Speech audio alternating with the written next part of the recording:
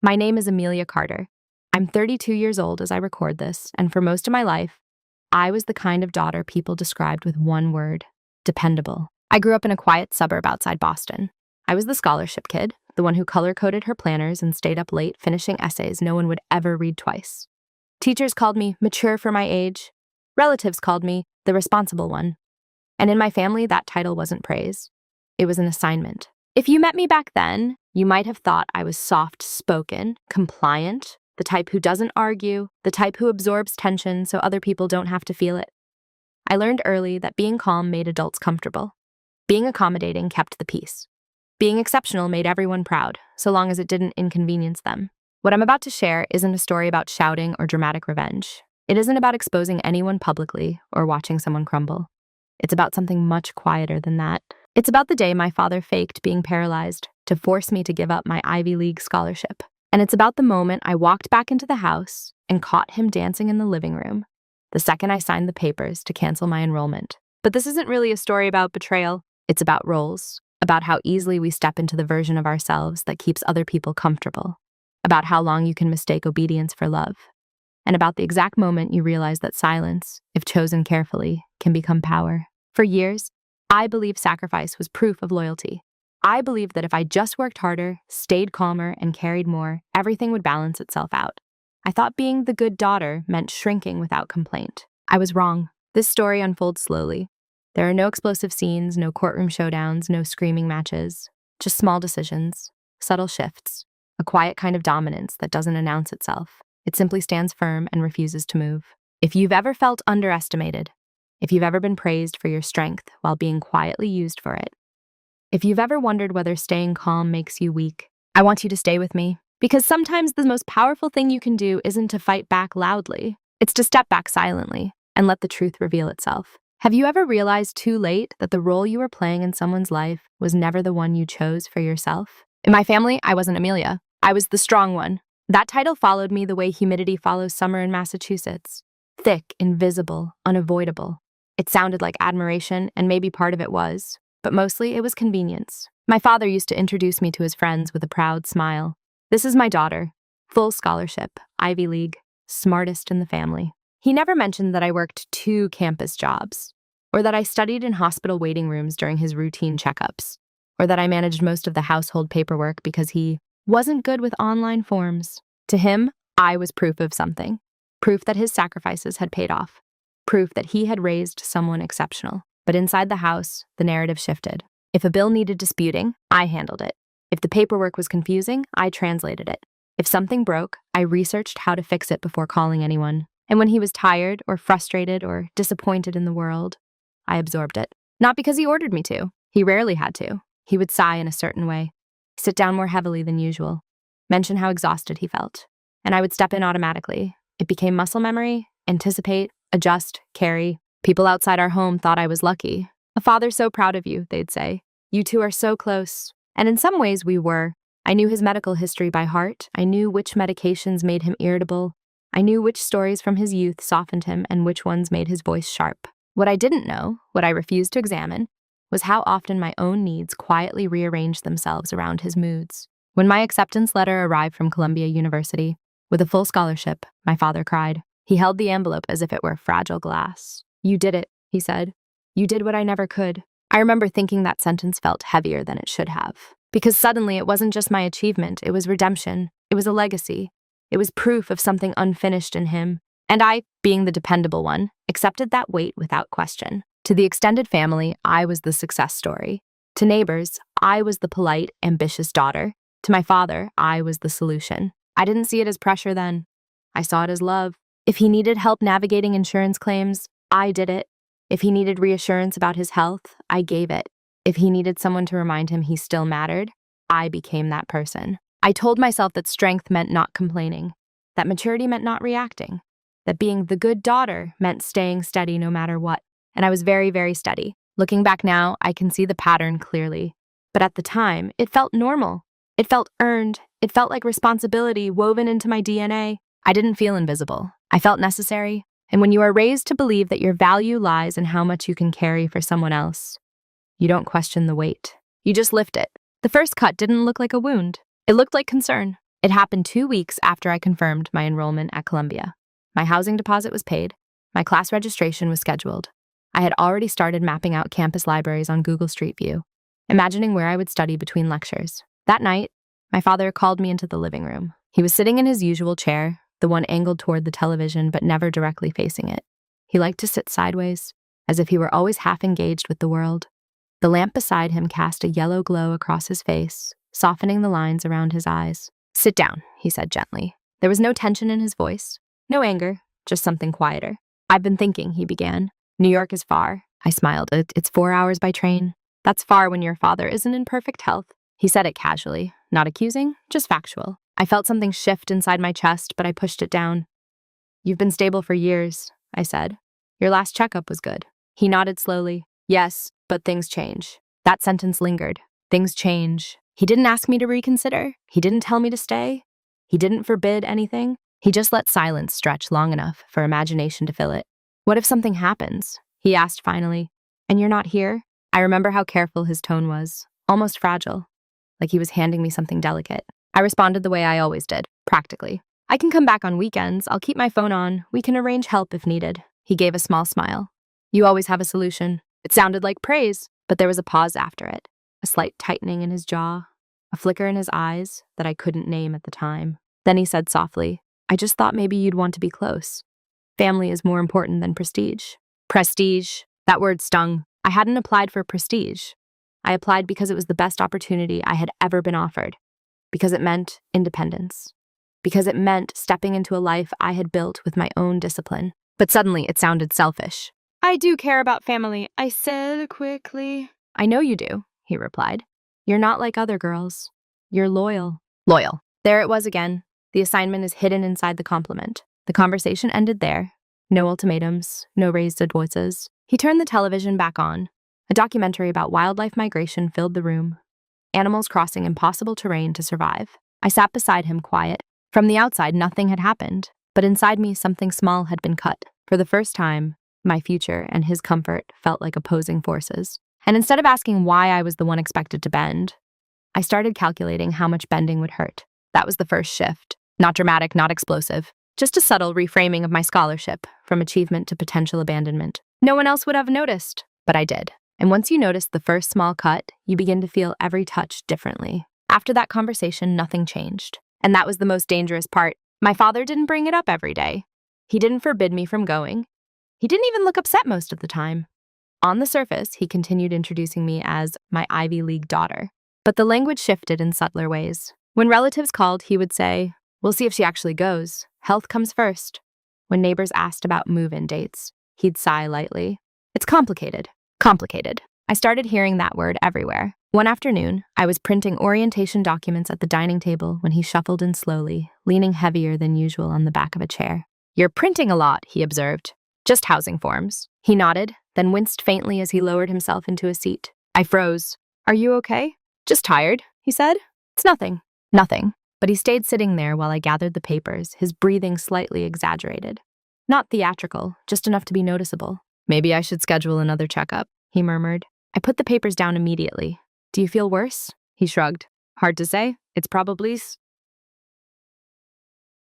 stress." Stress! The word landed like a quiet accusation, as if my upcoming departure were an environmental hazard. "I can postpone," I heard myself say.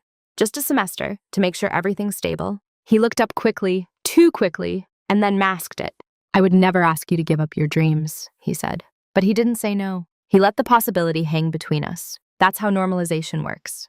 It doesn't demand, it implies, it nudges, it lets you volunteer your own sacrifice. And I did. I began adjusting my plans without announcing it. I researched deferral policies just in case.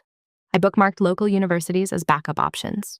I stopped talking about New York with the same excitement. Each adjustment felt reasonable, mature, compassionate. If I noticed the pattern, that every time my independence expanded, his fragility intensified, I pushed that thought away. He wasn't manipulative, I told myself. He was unwell. And if he was unwell, then my hesitation was kindness. The real shift happened during a small family dinner. My aunt brought up my scholarship proudly, raising a toast. "To Amelia, the future professor." Everyone clapped lightly. My father smiled, but then added, "If she doesn't abandon her old man first." The table laughed. I laughed too. It sounded like a joke. But jokes are often rehearsals for truth. I remember looking down at my plate, heat creeping up my neck. Not because I felt angry, because I felt seen in the wrong way. Abandon. That word again. No one corrected him. No one said, Dad. She's not abandoning anyone. Instead, my aunt squeezed my hand and said warmly, just remember where home is. As if I might forget. On the drive back, my father was quiet. Then he said, almost casually, they mean well? They just don't understand how fragile things are right now. Fragile. That word wrapped around everything. His health, our family, my decision. Soon I stopped challenging the narrative internally. I absorbed it. I adjusted to it. If I felt resentment flicker, I extinguished it quickly.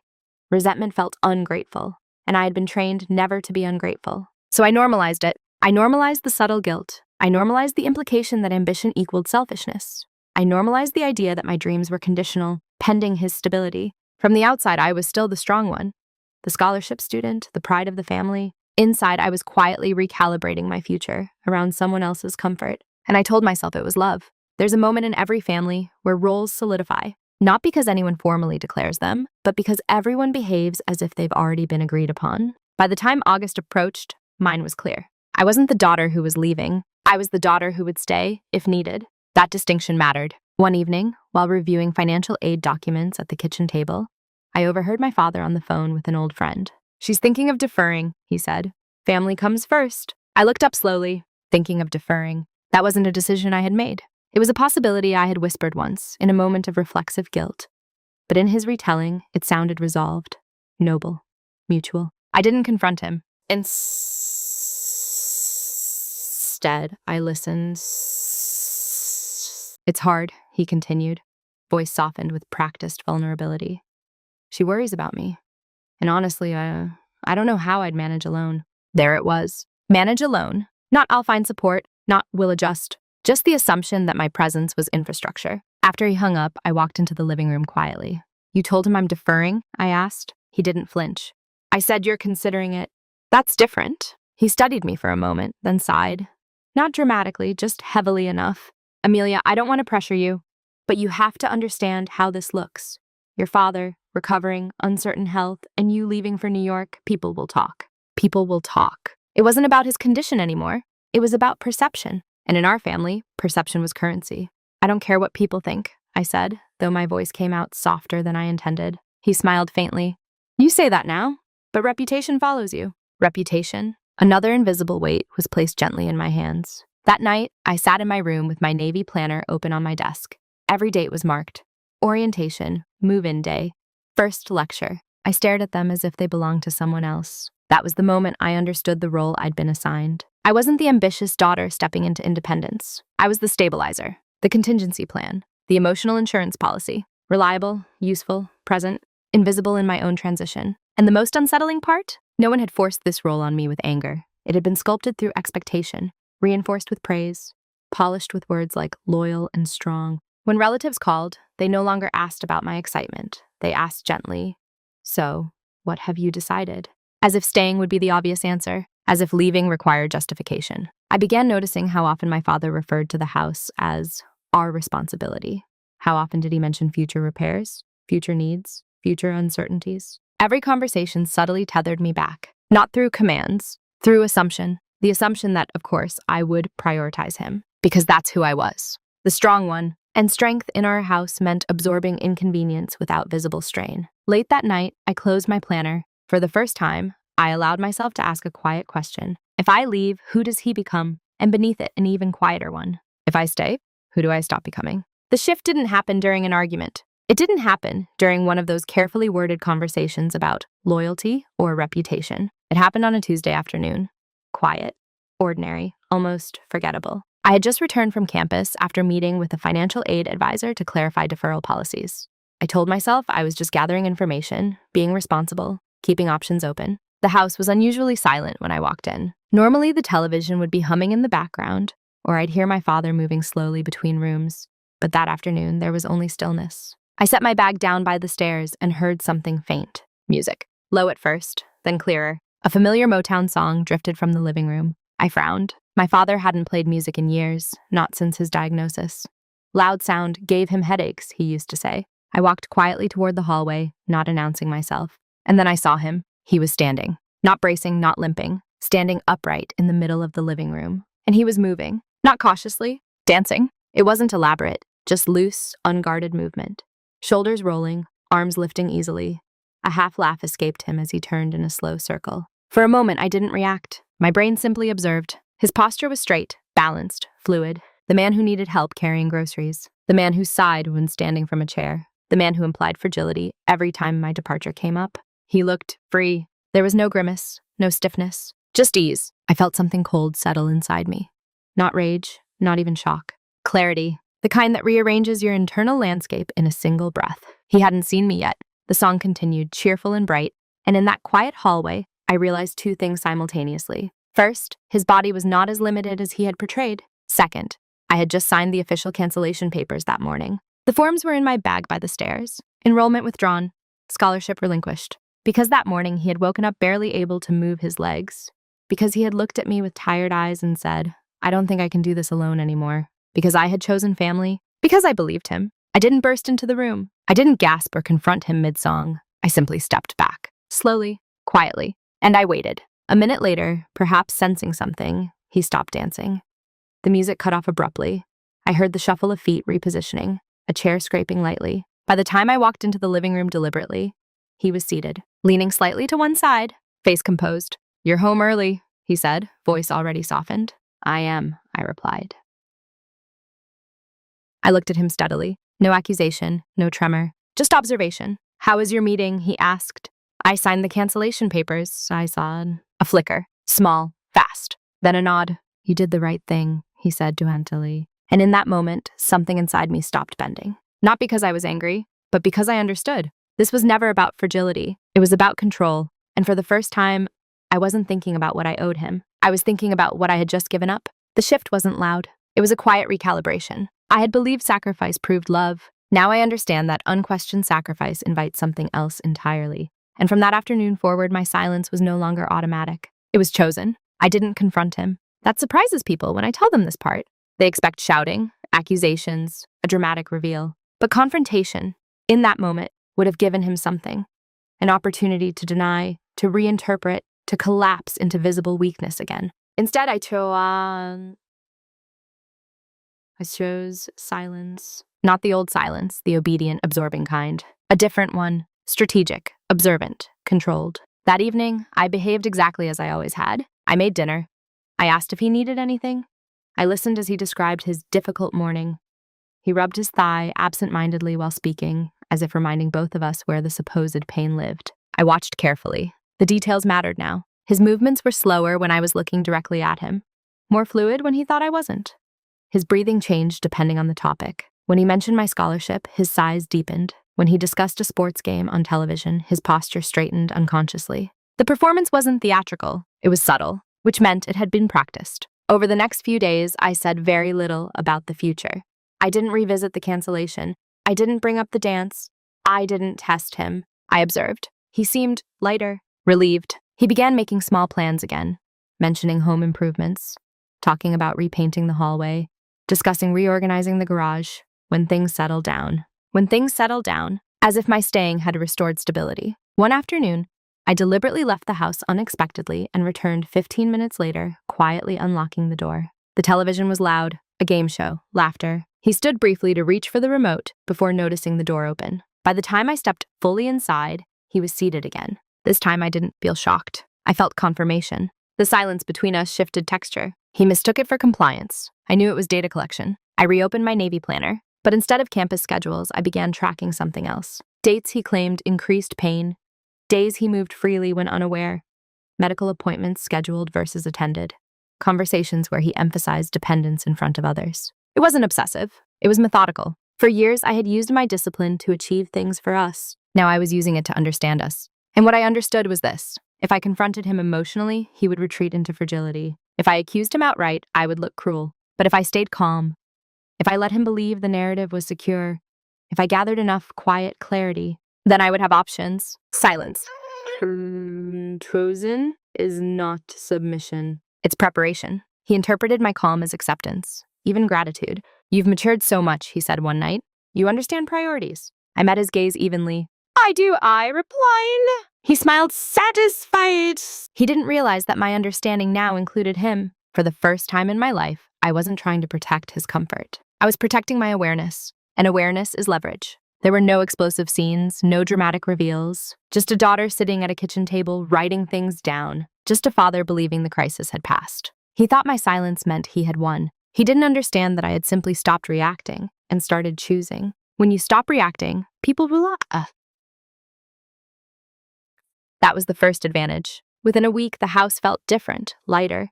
Not because the truth had been resolved, but because he believed it had been secured. I stopped mentioning New York entirely. I updated relatives myself, calmly.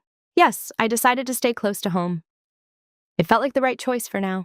I didn't blame him. I didn't explain. I didn't perform disappointment. The absence of drama made everyone comfortable, and comfort makes people careless. My father's movements became less curated. Not immediately, but gradually. A forgotten limp here, a reflexive stretch there. The volume of the television is creeping louder without complaint. One morning, I suggested we review his medical paperwork to make sure everything is organized. He agreed without hesitation. That was the second advantage. For years, I had handled most of the household documents: insurance, prescriptions, and appointment reminders. I knew how to read lab results. I understood diagnostic language. I also knew what consistency looked like. What I began noticing wasn't a single lie. It was inflation. Symptoms are described more dramatically in conversation than on paper.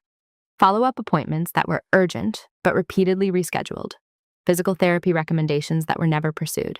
Fragility, I realized, was strongest in storytelling, not documentation. I didn't accuse. I digitized.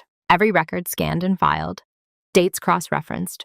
Medication refill frequencies compared to claimed severity. Not to expose him, to understand the pattern. Meanwhile, I quietly reopened conversations with Columbia. Not about reinstatement, but about policies. If a student withdrew under family medical hardship, what documentation was required for reconsideration the following year? What deadlines were firm and which were flexible? I asked these questions neutrally, professionally. I framed them as long-term planning. I also began exploring local job opportunities unrelated to my original academic path. Research assistantships, fellowship programs, remote coursework options that allowed relocation later. Preparation isn't rebellion, it's positioning. He never noticed. Why would he? I was still cooking dinner, still helping with bills, still answering when he called my name. The only difference was internal. I no longer viewed my staying as permanent. I viewed it as temporary leverage. There was one more layer he didn't anticipate: financial independence. My scholarship included a stipend. I had saved most of it during my undergraduate years, assuming I would use it for relocation costs. Now, instead of spending it on dorm furniture and train tickets, I invested it conservatively. Index funds, short-term certificates. Nothing flashy, just steady growth. If I were going to move eventually, I wouldn't ask permission. I would execute. The most revealing moment came one afternoon when a neighbor stopped by unexpectedly. I stepped outside briefly to take a phone call, and through the kitchen window, I saw my father rise easily to greet him. They stood in the driveway talking, animated, balanced. When I re-entered through the front door a few minutes later, he was seated again, posture adjusted. He didn't know I had seen, and I didn't let him know that I knew. Because by then, the confrontation I once imagined felt unnecessary. Exposure is loud, documentation is quiet, and quiet holds longer. Over the next month, I built 3 parallel plans. Plan A, reinstatement at Columbia within a year. Plan B, transfer to a comparable institution closer temporarily, but with guaranteed mobility. Plan C, financial autonomy first, relocation second. Each plan included timelines, contingencies, required conversations. I didn't share them. I didn't threaten to leave. I simply prepared for the day when leaving wouldn't require explanation. The irony is this: he believed he had secured my loyalty by manufacturing vulnerability. In reality, he had forced me to grow beyond needing his validation at all. And that kind of growth is irreversible. By the time September arrived, the month I was supposed to move into a dorm in New York, I no longer felt trapped. I felt ready, not to confront, but to decide. The real revelation didn't come from catching him moving freely. It came from numbers. It was late October when I noticed something that didn't align. My father had mentioned a new medication, something stronger, he said, prescribed after worsening symptoms. He described the side effects dramatically: fatigue, dizziness. It's heavy stuff, he told an aunt on the phone. But when I reviewed the pharmacy portal, something I had managed for years, the refill frequency hadn't changed. The dosage hadn't changed either. In fact, the new prescription was a continuation of something he had been taking for months. I didn't jump to conclusions. I called the pharmacy under the pretense of clarifying insurance coverage. Calm, neutral. No recent medication adjustments, they confirmed. No new specialist referrals. Nothing urgent flagged. That was the first layer. The second came during a routine appointment I attended with him. In the exam room, he described escalating mobility issues. The physician listened, asked measured questions, and ran a few standard tests. His reflexes were normal. Muscle strength is symmetrical. Range of motion adequate. The doctor recommended physical therapy, not emergency intervention. After we left, my father sighed heavily in the parking lot. "They never understand how bad it feels at home," he muttered. I watched him walk to the car, balanced, steady. That night, I opened my planner and drew a simple line down the middle of a page. On one side, claims. On the other hand, evidence. I didn't dramatize it. I didn't label it betrayal. I labeled it a discrepancy. And once you see a pattern of discrepancy clearly laid out, something inside you stabilizes. Because confusion requires ambiguity. Clarity requires alignment. There was another realization beneath the medical details. Quieter, but sharper. He wasn't trying to convince doctors. He was trying to convince me. The exaggeration peaked in private conversations. In front of professionals, it softened. In front of neighbors, it disappeared entirely. The vulnerability was curated for one audience, and that audience was me. That was the private reveal. Not that he was healthy, not that he was evil, but his performance calibrated itself around my presence, which meant this was never about survival. It was about control of narrative. Once that understanding settled, something unexpected happened. I stopped feeling angry. Anger requires shock. I no longer felt shocked. I felt informed, and information is power. From that point forward, my decisions shifted from emotional to strategic. If he needed the story of fragility to feel secure, I would not challenge it impulsively. If he believed my life revolved around his condition, I would allow that belief to remain intact. For now. Because my leverage was no longer theoretical. It was documented. It was time-stamped. It was quietly verified through third parties. And most importantly, it was internal. He didn't know that the illusion had cracked. He didn't know that I had stopped asking whether I should stay. I was no longer debating loyalty. I was evaluating timing. That's the difference between reacting and deciding. And once you cross that threshold, you can't go back to innocence. You move forward with intent. There's a moment when preparation stops being theory and becomes choice. For me, it happened on a Sunday morning in November. The house was quiet. My father was still asleep. I sat at the kitchen table with my laptop open, 3 email drafts staring back at me. Draft 1, Columbia's reinstatement office. Draft 2, a competitive fellowship in Chicago. Draft 3, a local graduate program that would keep me within driving distance. 3 doors. Each one is defensible. Each one is reasonable. For weeks, I had convinced myself I was keeping options open. That patience was wisdom. That timing required care. But the truth was simpler. I was afraid of the irreversible, because once I stepped forward intentionally, I could no longer pretend I was trapped. Staying had been framed as a sacrifice. Leaving would be framed as betrayal. I understood the script. If I left, he would sigh deeply, perhaps imply worsening symptoms, perhaps tell relatives that I had chosen ambition. He wouldn't scream. He would disappoint quietly. And disappointment had always been my weakness. I closed my eyes and asked myself one clear question. If he were perfectly healthy, undeniably, visibly healthy, what would I choose? The answer came immediately. Columbia. Not because of prestige, not because of ego, because it was the life I had built before the narrative shifted. The life that required courage instead of compliance. I opened the first draft. My fingers hovered over the keyboard. Reinstatement required documentation of hardship and a formal request for review. It was not guaranteed. There would be scrutiny, questions, possibly rejection. The fellowship in Chicago was safer. Independent funding, clean break, no revisiting the past. The local program required nothing dramatic at all. I could remain the reliable daughter and still advance quietly. 3 doors. 2 were cautious. 1 was honest. Honesty, I realized, is often the most disruptive option. Not to others, but to your own fear. I deleted drafts 2 and 3. Then I rewrote draft 1 from scratch. Clear, direct, professional. I explained that I had withdrawn due to an acute family medical situation. I outlined the timeline. I expressed my continued commitment to the program. I asked about formal reconsideration for the following semester. No blame. No emotional language. Just facts. Before sending it, I looked around the kitchen. The same table where I had once signed cancellation papers. The same light filters through the window. The same quiet house. But I wasn't the same person. I pressed send. The email left my outbox with a soft, unimpressive notification. No music, no cinematic swell. Manuel. Just a decision. That was the irreversible moment. Not confronting him, not catching him dancing. Choosing myself without announcing it. Later that afternoon, he mentioned repainting the hallway again. We'll have more time now that things are stable, he said. I nodded calmly. Yes, I replied. Things are changing. He smiled, misinterpreting the statement entirely. The decision wasn't about punishing him. It was about refusing to let his version of fragility define my future. And once you act from clarity rather than guilt, something subtle shifts inside your posture. You sit straighter. You speak more slowly. You no longer rush to fill silence, because you are no longer negotiating your worth. You are implementing it. After I sent the email to Columbia, I didn't check my inbox obsessively. That would have felt like waiting for permission. Instead, I shifted into execution mode. The first step was financial insulation. I opened a separate bank account in my name only, something I should have done years earlier. Not out of secrecy, but out of adulthood. I redirected my freelance research payments there. Small amounts at first, consistent, quiet. Next, I updated my resume and reached out to a former professor who had once told me, "If you ever need to pivot, call me." I called. I didn't tell him the full story. I didn't need to. I simply said I was exploring re-entry into academia after a temporary family obligation. He didn't ask invasive questions. He offered connections, remote assistant work, letters of support, if necessary. Doors were reopening. At home, nothing appeared different. I still accompanied my father to appointments. I still handled paperwork. I still cooked dinner. But I no longer volunteered emotional reassurance. When he sighed, I didn't immediately ask what was wrong. When he hinted at future uncertainty, I responded with neutral phrases. "We'll see. Let's evaluate that when it comes."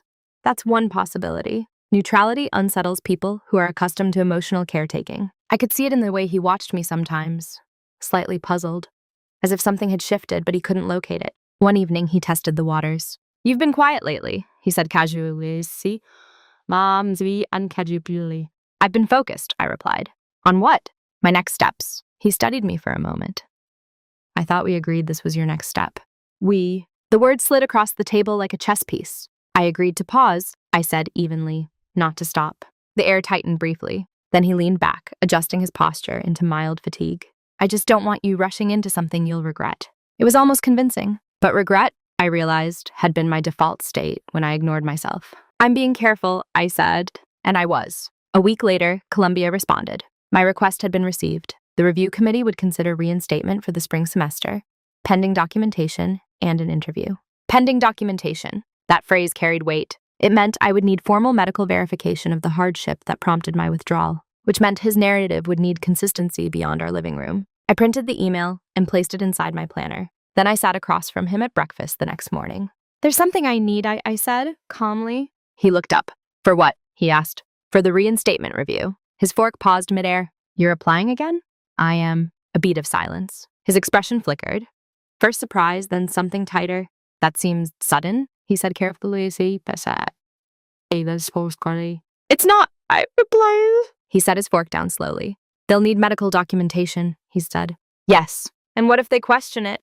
"I'll provide what's accurate." "Accurate." The word landed between us. For the first time, I saw calculation in his eyes. Because accuracy is difficult to control once it leaves your mouth. He nodded slowly. "We'll see what the doctors say." "We." Again. But this time I didn't correct it. I didn't need to. The machinery had already started moving. And whether he supported it or resisted it, the process no longer depended on his performance alone. Silence had carried me to this point. Now the structure would carry me further. The shift didn't explode. It unraveled. Columbia scheduled my reinstatement interview for early December.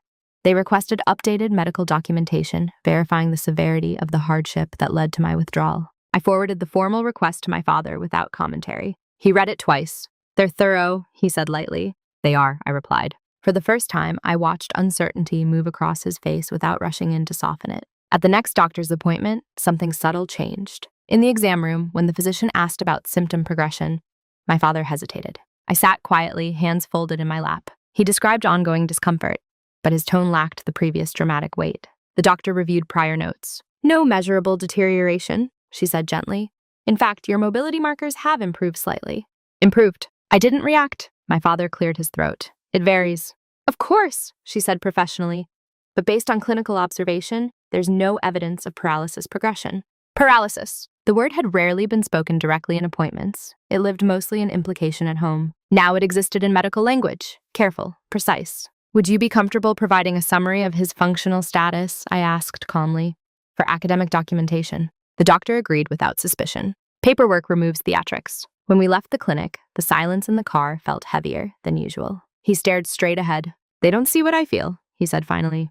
"I understand," I replied evenly. "But they document what they observe." That sentence changed something. Over the next few days, small consequences began surfacing. He moved more cautiously when I was around, but it felt forced now, overcompensated, less organic. He mentioned pain less frequently in front of others. Relatives stopped asking whether I was definitely staying. The narrative had shifted slightly. No longer heroic sacrifice, but pending review. Uncertainty had entered the story. And uncertainty weakens control. One evening, I overheard him on the phone again. "She's reapplying," he said quietly. "I didn't expect that." A pause. "I thought we were settled." Settled. The word sounded almost wounded. For years, I had been the stabilizer. Now my movement created instability. Not loud chaos, just the absence of predictability. He began asking more questions about timelines. When would you leave if they accept you? Who would handle things here?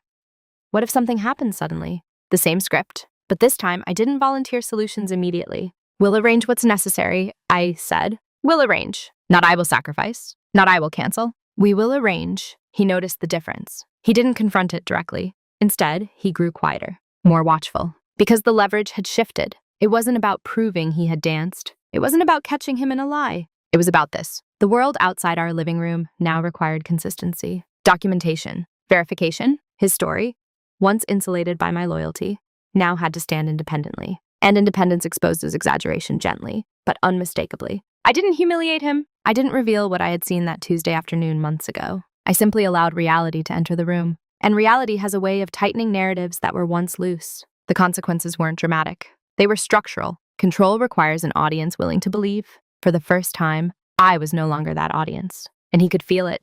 The email arrived on a gray Thursday morning. Subject line, reinstatement decision, spring semester. I opened it at the kitchen table while my father was still upstairs. Columbia had approved my return. Spring intake, scholarship reinstated, housing guaranteed. Interview feedback. Your academic record and clarity of purpose remain exceptional. Clarity of purpose. I read that line twice. There was no surge of triumph, no dramatic relief, just steadiness. Because this wasn't a rescue. It was a return to something I had never truly abandoned. I printed the letter and placed it inside my planner. Then I made coffee. Then I waited. He came downstairs slowly, one hand brushing the railing. "Morning," he said. "Morning." I slid the letter across the table without commentary. He read it carefully. His face didn't change at first. He was good at that. Composure was one of his strengths. "They approved you," he said finally. "Yes." A long silence. "For spring?" "Yes." He folded the paper once, then unfolded it again. "They must think things are stable now," he said. "They reviewed the documentation," I replied calmly. Documentation. That word again. His jaw tightened slightly. "And you're going?" he asked. It wasn't an accusation. It was a realization. "Yes." The air between us shifted, not explosive, not theatrical, just the sound of something settling into its final position. "You're moving very quickly," he said. "I'm following the timeline they set." He leaned back in his chair. "I thought, after everything, you understood how fragile things are." There it was again. Fragile. But the word no longer carried authority. "I understand what's documented," I said evenly. Silence. Not the old silence filled with guilt. A new one. Measured. He tried once more. "If something happens, we'll arrange support," I interrupted gently. "Professional support. Not me. Professional." For the first time, he didn't have an immediate counter. Because this was the structural consequence of exaggeration. If the condition was severe enough to justify sacrificing my future, then it was severe enough to require formal care. If it wasn't severe enough to warrant care, it wasn't severe enough to require my permanence. There was no middle ground left. That's when I saw it, the flicker of something like panic. Not loud, not desperate, just awareness. The narrative he had curated carefully, fragility requiring loyalty, had narrowed itself into a corner. And I wasn't arguing. I wasn't accusing. I wasn't even referencing the dancing. I was simply acting in alignment with documented reality. "You've changed," he said quietly. "Yes," I replied. He looked at me as if searching for the version of his daughter who would hesitate. She wasn't there anymore. What he didn't realize was this. The point of no return hadn't been the acceptance email. It had been the moment I saw him dancing. By the time paperwork entered the picture, the emotional decision was already made. Now it was just logistics. He could try to soften the narrative again, to imply worsening symptoms, to resurrect urgency. But documentation had already been submitted. Timelines had been set. Deposits would be due, and I would not cancel twice. It was too late to fix, not because I was punishing him, but because I had stopped volunteering. My future was collateral. And once someone sees that you are willing to walk forward calmly, they understand something irreversible has happened. The confrontation happened 3 nights before I was scheduled to leave. There was no build-up, no argument earlier in the day, just a quiet dinner, dishes washed, the television off. He was sitting in his usual chair. I remained standing. "I need to say something," I said. He looked up cautiously. "About the move?" "Yes." I walked to the center of the living room, the same spot where, months earlier, I had watched him dancing. He followed my movement with his eyes. "I came home early one afternoon in August," I said evenly. The day I signed the cancellation papers. His posture stiffened slightly. I saw you. I continued. Silence. I saw you standing, moving easily.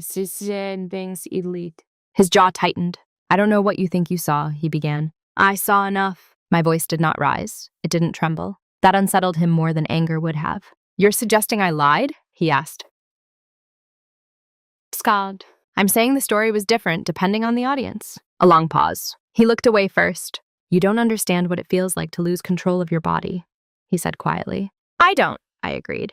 But I understand when information changes. I didn't accuse him of faking paralysis outright. I didn't list the dates, the documentation, the discrepancies. I didn't need to, because this conversation wasn't about proving him wrong. It was about establishing that I was no longer unaware. You made a choice, I said calmly, and so did I. He looked back at me then, searching my face for anger. There was none, just certainty.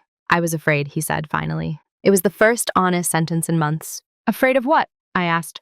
Being alone, being irrelevant. The word hung between us. Not fragile, not sick, irrelevant. And in that moment, something softened. Not my decision, but my understanding. You didn't need to manufacture dependency to matter, I said quietly. He swallowed. You were leaving, he said. Everything was changing. Yes, I replied, that's what children do. We stood in silence. There were no dramatic apologies. No collapse. Just recognition. You should have told me, I added gently.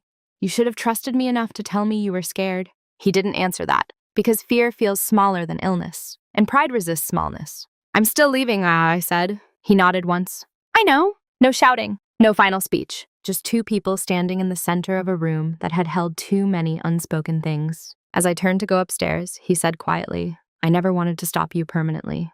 I know, I replied. That was true. He hadn't wanted to destroy my future. He had wanted to delay it long enough to feel secure. But delay becomes control when it's built on distortion. And I no longer accepted distortion as protection. The confrontation didn't end with a resolution. It ended with clarity. And clarity doesn't require volume. I moved to New York in January. There was no dramatic farewell. He drove me to the train station, carried one suitcase, walked steadily beside me. No limp. We didn't comment on that. On the platform, he adjusted his coat and said, Call when you arrive. I will. There were 1,000 things we could have unpacked further. But not every truth requires excavation. Some truths simply require forward motion. When the train pulled away, I didn't feel triumph. I felt alignment. For years, I believed strength meant staying, enduring, absorbing. Now I understand that strength also means departing without hatred. At Columbia, I rebuilt my life quietly. New classes, new professors, new routines. No one there knew the full story. They didn't need to. What they saw was a focused student, disciplined, calm, self-directed. The difference was internal. I no longer equated love with self-erasure. I no longer mistook guilt for responsibility. I no longer rushed to stabilize rooms that were not collapsing. My relationship with my father shifted too. We speak regularly. He no longer exaggerates symptoms. In fact, he began attending physical therapy voluntarily.